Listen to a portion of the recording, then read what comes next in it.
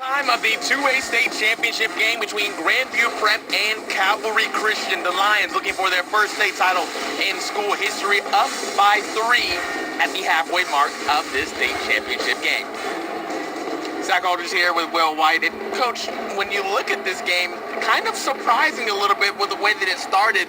Cavalry has a lot of things for Yasmin Perez. She seems like she just burst out the stat page, but only 8 points. Yeah, she's just everywhere. She got wrecked, just running around everywhere, getting falling on the ground, going hard to the basket and everything. But you can tell she's that floor general that they needed, and just such energy and everything. And like you said, it seems like she has a lot more than 8 points, but it's because she's controlling the tempo of the game with her energy and her passing. Her poise just seems kind of out of this world, the way that she's able to kind of meticulously break down that press more times than one, single-handedly able to get it down there. Yeah, just weaving in and out and making some really long, deep passes to her teammates. So she's being able to kind of calm their team after that slow start. Yeah, when we look at her highlights and the way that she's been able to get things done for the team, what's been most impressive about her game for you? I like that pull-up jumper, like we just saw that right there. You don't see that a lot in basketball anymore, and I think you'll see it again here where she's just going to stop and pop in the open court. And again, that nice 12, 15-foot open shot that you don't see a lot very often, and just being able to see the court, her vision has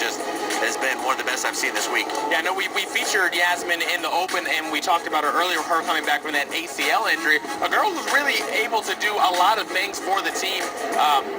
As far as bio and everything, I know Despina mentioned that she's interested in going into physical therapies coming from her injury earlier in the year back in June that she had. 5'5", but kind of playing bigger than that. Yeah, what you see, what's real interesting, a lot of people that come back from that injury play very tentatively.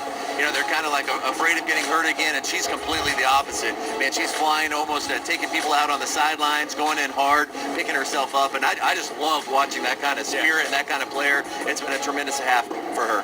Grandview Prep down by 3, but the way they opened the game, it looked like they had the ability to knock down a few threes that they could potentially run away with it.